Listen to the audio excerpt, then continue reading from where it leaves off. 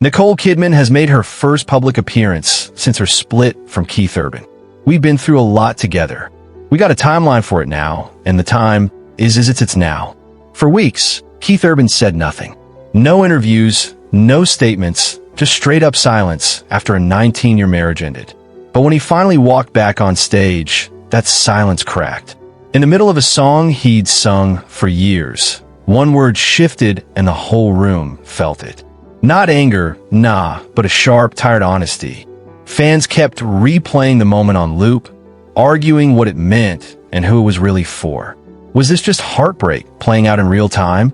Or was Keith finally letting the music say what he wouldn't drop in a press release? Tonight, we're breaking down what really changed.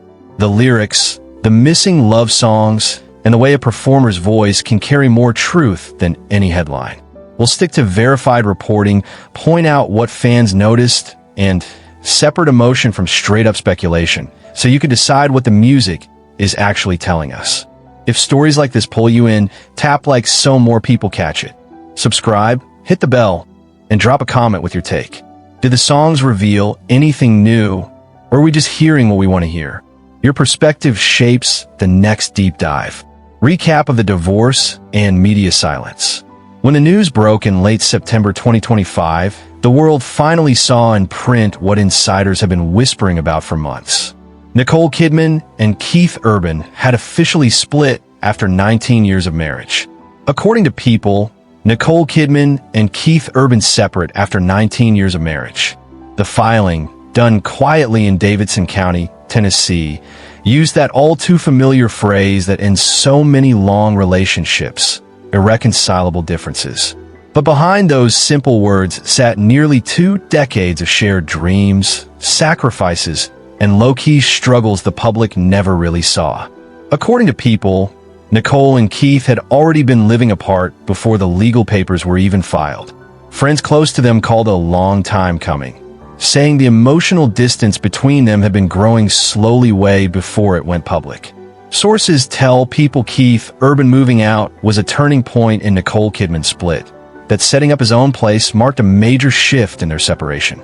After that move, it was basically only a matter of time before the fairy tale turned into reality. Nicole's response to the split was exactly what people expected from her. Calm, composed, and classy. She didn't go online with emotional posts or do interviews. Instead, she focused on her 2 daughters, Sunday Rose and Faith Margaret, determined to protect their privacy and keep things as normal as possible. Public appearances showed her graceful but guarded, smiling for cameras while quietly holding her daughter's hands. People quoted a source close to her saying she didn't want this but had accepted it was time. That quiet strength only made people feel for her even more, like a picture of resilience in the middle of heartbreak. Keith, on the other hand, chose silence too. But his silence hit different. For weeks, he vanished from the spotlight, saying nothing publicly about the divorce. No press statements, no interviews, no social media posts, nothing. But those who knew him knew that kind of silence wouldn't last. Because for Keith Urban, emotion doesn't just sit there, it comes out in music. His truth isn't spoken, it's sung. And when he finally came back to the stage, it was clear the music was going to say everything he couldn't. The lyric changes, the missing songs, the tone in his voice, it was all there tucked between the chords. Because sometimes when words fail, music becomes a confession. Keith's emotional collapse and rebirth. In the weeks after the divorce announcement, Keith Urban pulled back into a world almost nobody gets to see, a quiet, locked-in space where music and memory start blending together. The man who used to perform for thousands every night was now alone in his Nashville studio, surrounded by a silence no guitar riff could fix. Friends told People he was dealing with everything the only way he knows how, through music. People who saw him during those early weeks said he looked thinner, quieter, and way more in his head than usual, staying up late past midnight, strumming half-finished melodies that never even left the room. It wasn't the first time Keith had faced himself in the dark. Way before Nicole, his life had already seen chaos and recovery. Born in New Zealand and raised in Australia, he found his calling in country music, but also his biggest weakness. By his 20s, fame had hit, but so had the temptations that come with it. He spoke openly in past interviews about how alcohol and addiction messed with his early career, describing himself as a guy constantly running from the noise in his own head. Then came Nicole. When they got married in 2006, Keith was at a crossroads. Just months after the wedding, he entered rehab for alcohol abuse, a movie later credited to her love and intervention. "She saved my life," he once said in a Rolling Stone interview, his voice cracking as he remembered her support. Nicole stood by him when it would have been easier to walk away, helping him rebuild the balance he'd lost. For almost 2 decades, she was his anchor, the calm in his storm, the structure to his restless heart. But even anchors slip sometimes. And when Nicole finally walked away, Keith was left face to face with the same demons he thought he'd already beaten. Friends told people he was struggling to adjust and leaning hard on his inner circle, his bandmates, tour crew, and a few real ones who had seen him through tough times before. This time, though, the fight wasn't just about staying sober. It was about figuring out who he even was without the woman who once held him together. Night after night, he'd go back to his studio, the one place he could still control the chaos. The place that once had laughter and family vibes now just had the hum of amps and the soft ring of guitar strings. It was in that loneliness that his transformation started. The songs that began as heartbreak slowly turned into something deeper. Reflections, confessions, questions with no easy answers. Insiders said he was fully locked in, pouring everything into his work, writing nonstop, sometimes recording the same track again and again for hours. What came out of that creative storm wasn't polished or commercial. It was raw, stripped, and brutally honest. Every lyric felt like a page ripped from a diary he never planned to show anyone. People close to him said this phase marked a creative rebirth, even though it carried heavy loss. Keith Urban built his career on songs about redemption and resilience. Now he was living it all over again. Only this time, redemption wasn't about saving a marriage. It was about saving himself. She once pulled him out of his demons. But when she finally walked away, those demons came knocking again. And this time, Keith didn't run. He picked up his guitar, faced it all head on, and turned every bit of pain into music. And those melodies were about to say more than words ever could. Because the next time Keith Urban stepped on stage, that silence was going to break. Not through interviews or headlines, but through songs that suddenly hit with a whole new meaning. Quick pause.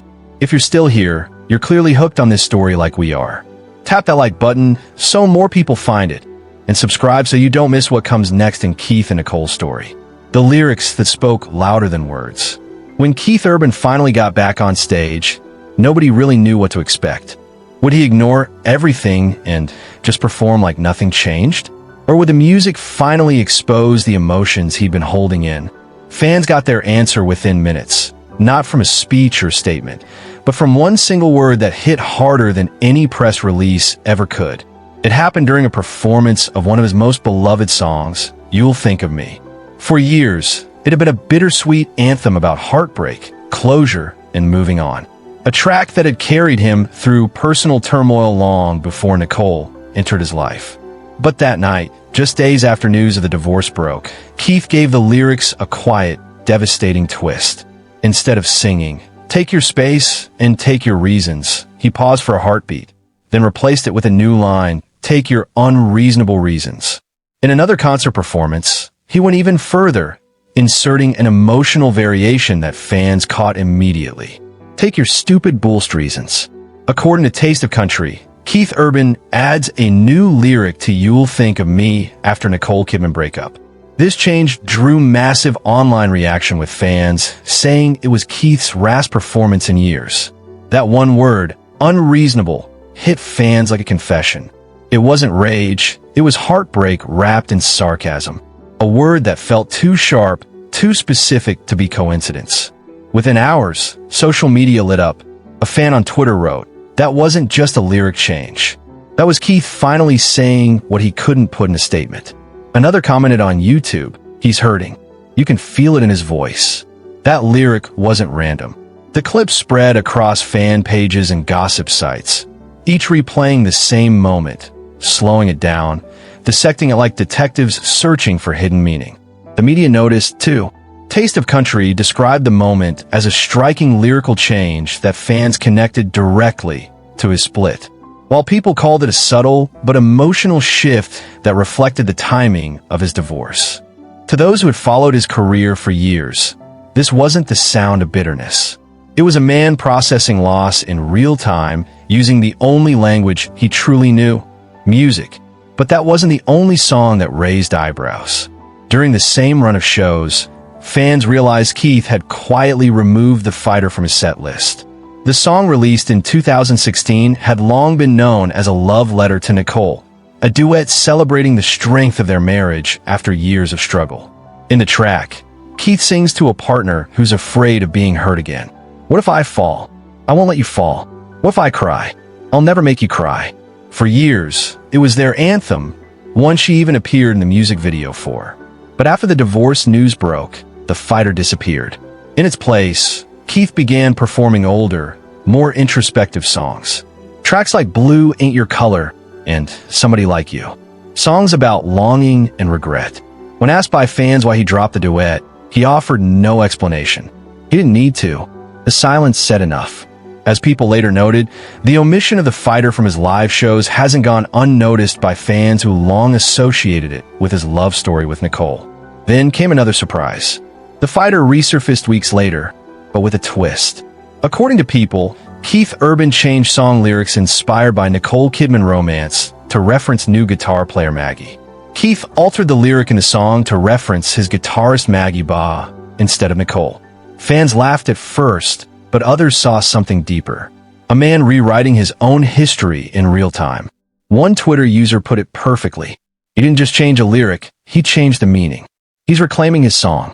And it wasn't just what Keith sang, it was what he stopped singing. Set list posted by fans online showed that he had quietly removed several love songs tied to Nicole, including Parallel Line and Gemini, both written during the height of their marriage. Those songs had once been staples of his shows, brimming with romantic imagery and references to his wife. Their sudden absence spoke volumes. To his audience, it felt like a form of quiet eraser, the musical equivalent of removing framed photos from a wall that used to feel like home. Country music has always been a genre built on storytelling, on turning heartache into melody and pain into poetry. For Keith, it became survival. Every lyric change, every missing song, every deliberate pause between words seemed to chart his emotional recovery. He wasn't lashing out or seeking sympathy. He was reclaiming control over his narrative, reshaping it through rhythm and rhyme instead of press conferences and interviews. As one fan wrote beneath a concert clip, "This isn't the Keith we've known for years. This is the real one, the one who bleeds through his songs." Another added, "You can hear it in the way he plays now. It's not about perfection, it's about feeling." Even the tone of his performances changed. Gone was the polished showman who smiled through every note. Now his voice carried cracks. His expressions lingered longer on certain lines. Applause would rise, but Keith seemed less interested in basking in it. It was as if every chord was a release, every lyric a confession. In one particularly moving moment during a live version of Making Memories of Us, Keith paused before the final verse. His eyes welled up just enough for fans to notice. It was subtle, but the emotion was unmistakable. The applause that followed wasn't wild or frenzied. It was respectful, as if the audience collectively understood that they weren't just witnessing a performance, but a man coming to terms with heartbreak. And that's what made this chapter of Keith Urban's story so powerful. He didn't expose Nicole through scandal or interviews. He did it through something far more personal by letting his music reflect what words never could. Each altered lyric and missing love song became a clue in a larger emotional map, one that showed a man both mourning and reclaiming his story. Because sometimes the truth doesn't need to be shouted. Sometimes it's whispered between the lines of a song, where only those who've lived through heartbreak can truly hear it. So in the symbolic omissions for nearly a decade, Keith Urban closed almost every major concert with the same song, The Fighter. It wasn't just a fan favorite. It was a musical vow written in 2016. The song had been a heartfelt tribute to his marriage, a dialogue between two people promising to protect each other from the pain of the past. Nicole even appeared in the original music video, smiling beside him as they mouthed the lyrics together. For years, it symbolized everything their love stood for: loyalty, healing, and hope. But after the divorce, that song vanished. There was no announcement, no explanation, no official statement. The fighter simply disappeared from his set lists. Fans who had followed Keith's shows for years noticed the change immediately. The song that once ended every performance, often with Keith smiling toward the crowd, thanking them and dedicating it to his beautiful wife, was gone, and in its place came silence. People reported that the omission didn't go unnoticed, pointing out that Keith's post-divorce concerts felt noticeably different in tone. Where he used to end with love songs, he now favored introspective anthems about resilience and self-reflection. Songs like Somebody Like You, Days Go By, and You'll Think of Me took center stage again. Tracks that spoke of independence, loss, and rediscovery. Before the divorce, his shows were full of warmth and romantic energy. An artist celebrating love he believed would last forever. After the divorce, the set list told another story. Yahoo Entertainment noted that several songs long associated with Nicole were quietly dropped, including Parallel Line, Gemini, and Female. Each of those had once carried layers of personal meaning. Gemini in particular had been widely interpreted as a playful, intimate tribute to Nicole. Its sudden disappearance sent a clear message, even if Keith never said it out loud. For longtime fans, it felt like watching someone carefully erase the soundtrack of his own love story. And yet, there was no bitterness in it, no sign of anger or revenge. If anything, the omissions felt deliberate, even graceful. It was as if Keith was editing his life in real time, choosing to leave behind the chapters that no longer reflected who he was. Maybe this wasn't revenge. Maybe it was Eraser, the musical version of moving on. By removing those songs, Keith wasn't just altering his performances. He was rewriting his identity as an artist. For nearly 20 years, his music had been intertwined with Nicole's presence. She was his muse, his partner, his anchor. But now his concerts reflected something new. Selfree Finn, a man reclaiming his art as his own. There was a quiet symbolism in that choice. Love songs about her had been replaced with pieces about endurance, freedom, and change. Instead of singing to someone, he was singing for himself. And for a musician like Keith, that distinction mattered. Some fans described his recent shows as feeling more stripped down, more personal. One fan wrote online, "It's like he's not performing for the cameras anymore. He's just performing for the music." Another said, "The set feels heavier now, but also more real, like he's working through something right in front of us." What Keith chose to leave out of his concert, said, as much as what he kept in. Each song removed, each lyric rewritten, each pause between verses became part of a larger emotional statement. He didn't need to say he was hurting. His silence, his curation, his choices, they all said it for him. In country music, artists often tell stories of heartbreak through what they sing. Keith Urban told his through what he didn't. And sometimes the songs left unsung carry more truth than any words ever could. Fans decode his pain. The moment Keith Urban began altering his lyrics, fans became detectives. Every performance, every missing song, every emotional pause was replayed and analyzed like a coded message. On TikTok and X, formerly Twitter, clips of his concerts went viral with captions like "Keith's heartbreak is showing on stage." And that wasn't just a song. That was therapy. Within days, hashtags like Keith Unfiltered, The Fighter Gone, and Urban Speaks Through songs started trending, turning his live shows into a digital phenomenon. One viral clip from a Pennsylvania concert where Keith replaced "Take Your Space" and "Take Your Reasons" with "Take Your Unreasonable Reasons" crossed over 1 million views in 24 hours. The comments were flooded with emotion. "You can feel the pain in his voice," one fan wrote. Another said, "That lyric change hit harder than any interview could. He's clearly talking about Nicole." Others saw it differently. "He's not being cruel. He's just being real." That's what artists do. They turn heartbreak into honesty. But not everyone agreed. Some fans called the changes raw and brave, while others felt uneasy, suggesting that rewriting love songs so soon after the divorce was a little too personal. One fan commented, "It feels like he's airing private pain on stage." Another countered, "No, this is him healing in public. We're just witnessing it." The conversation quickly spilled into mainstream media. Yahoo Entertainment covered the viral set list debate, noting how Keith Urban's subtle on-stage changes have sparked speculation that he's processing heartbreak through performance. Meanwhile, TMZ described his shows as a public emotional release, and people highlighted the shift in tone, reporting that his performances now carry a weight and sincerity that fans haven't seen in years. In fan spaces online, there was near unanimous agreement on one thing. This was the real Keith Urban. Gone was the smiling showman who polished every emotion into something camera-ready.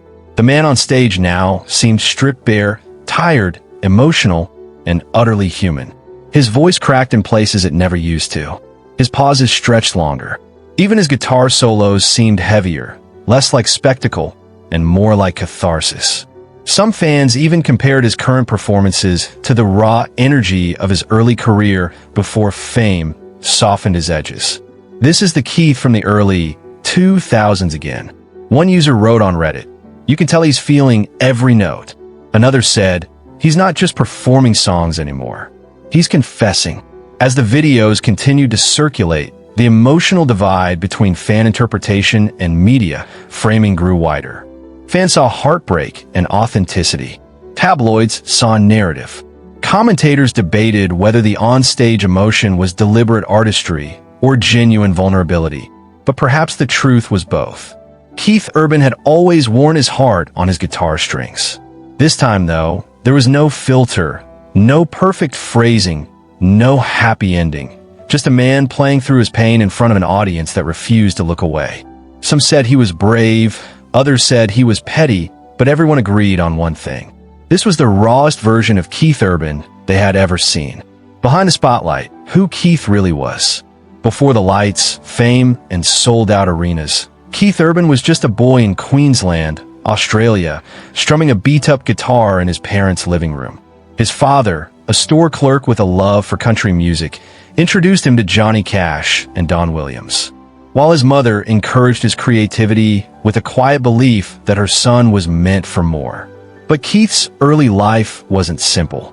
Money was tight, and home wasn't always peaceful. Music became his escape, the one constant that could drown out the noise around him. By his teens, Keith was already performing in small pubs, chasing the dream that would eventually take him across oceans. But fame, when it arrived, brought its own kind of loneliness. The bright lights of Nashville amplified everything he had once tried to silence. The anxiety, the insecurity, and the constant feeling that success might slip away at any moment. In interviews years later, he admitted he often felt like an outsider in his own life, saying, "I always thought I had to keep performing just to be loved." That pressure became his shadow. By his late 20s, the same passion that fueled his rise began consuming him. The long nights on tour, the temptations, the restless energy, they all led him down a darker path. He began struggling with alcohol and substances, numbing the fear that without the music, there was nothing left. It was a cycle of chaos and self-destruction that nearly cost him everything. Then came Nicole. When they met in 2005, Keith was already a rising star in country music. But privately, he was still searching for balance. Nicole, with her calm composure and quiet strength, was the opposite of everything he'd known. She grounded him, giving him something solid to hold on to. Just months after their wedding in October 2006, Keith checked himself into rehab. It was his third time, but this time something was different. Nicole stood by him through it all, visiting him, protecting his privacy, and refusing to let him fall apart. Years later, he'd look back on that time and say in interviews, "She saved my life." And she did. For nearly 2 decades, Nicole became his anchor. When he was restless, she gave him peace. When he doubted himself, she reminded him who he was. In a world full of flashing lights and temporary applause, She was his constant. Their love story wasn't just romantic, it was straight up restorative. Keith didn't just love Nicole, he leaned on her heavy. She became his mirror. Yeah, the one who showed him the version of himself he actually wanted to be. But love that deep, it can turn into dependence real quick. Over time, that connection, once his strength, started weighing on him. The same stability that once saved him became this quiet pressure to stay perfect, composed, and unbreakable. Nicole was his calm, but also a reminder of who he might become without her. So when that presence suddenly disappeared, the silence hit different. It wasn't just emotional, it was existential. She was the calm in his chaos. One friend told people, the one person who saw the real him, when she left, he had to face that chaos alone on stage. And yeah, that's exactly what he did. Night after night, performing songs that once carried joy, but now the vibe shifted. It wasn't bitterness. It was raw vulnerability. The smile that once came easy, now kind of rare. Fans started noticing little flashes of tenderness in unexpected moments, especially during performances of Heart Like a Hometown, where Keith would show photos of his daughters, Sunday and Faith, on the screen behind him. The crowd always clapped, but his face said way more than words ever could. His love for his girls never wavered, not even a little. In a lot of ways, they became the emotional bridge between his past and present. Even through heartbreak, Keith as a father stayed solid. People close to him said he was gentle but fiercely protective, often flying home between tour dates just to be with his daughters. In interviews, he'd say they kept him grounded. "They're the best part of me," he once said. And honestly, it showed. As months passed after the divorce, Keith started channeling all that love for his kids, his music, and his own fragile healing into his performances. He didn't hide the pain. Nah, he flipped it. The man who once leaned on someone else to stay steady was learning to stand on his own again. His guitar wasn't just an escape anymore, it was a lifeline. Behind the spotlight, Keith Urban wasn't that flawless celeb people imagined. He was a man pieced back together.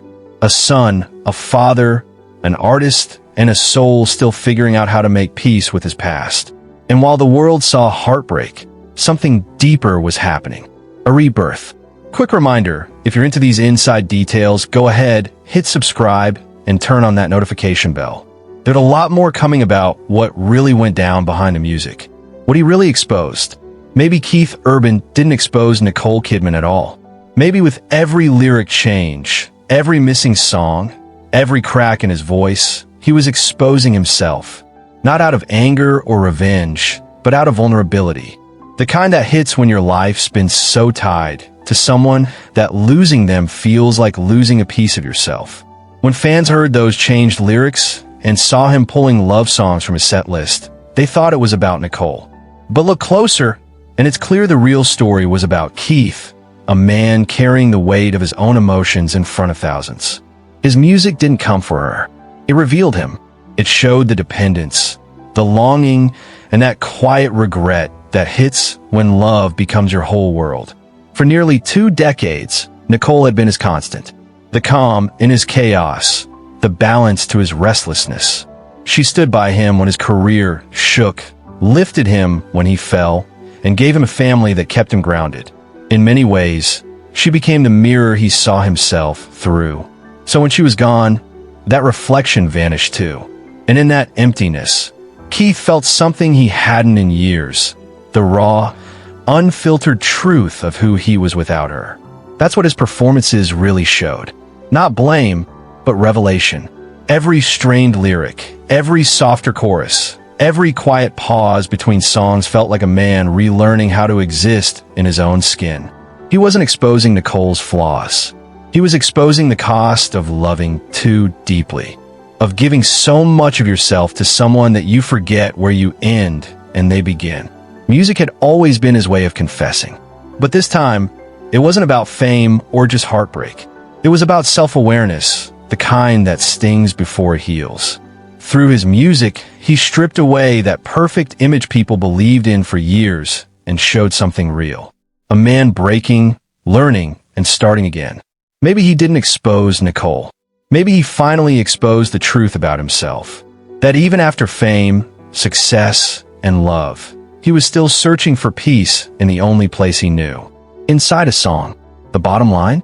Two people, one love, and a silence broken not by interviews, but by music. For nearly 20 years, Keith Urban and Nicole Kidman built a story that felt timeless. A mix of Hollywood elegance and country soul. Proof that love could survive the spotlight. But when it ended, their breakup didn't explode in public drama. It unfolded in contrast. His voice filled arenas. Her silence filled everything in between. Together, they created a final duet, not in harmony, but in heartbreak. In the end, Keith Urban didn't just sing about heartbreak. He lived it. His songs became mirrors, reflecting pain, confusion, and the courage it takes to let go. Nicole, on the other hand, showed that silence can hit just as hard as sound. Her restraint wasn't weakness. It was strength, the kind that chooses dignity over drama. Their story proves not every ending needs to be loud to matter. Sometimes the quiet truths echo the longest. So now it's on you. Whose silence spoke louder, Keith's or Nicole's? Was it the musician turning pain into melody, or the woman turning heartbreak into grace? Drop your thoughts in the comments below. And if this story hit you, don't forget to like, subscribe, and turn on notifications so you don't miss the next deep dive. Because yeah, this chapter's closed, but what comes next? That story's just getting started. And in Hollywood, there's always another twist waiting around the corner. Next time, we're diving into how the ripple effects of this breakup hit someone you wouldn't even expect.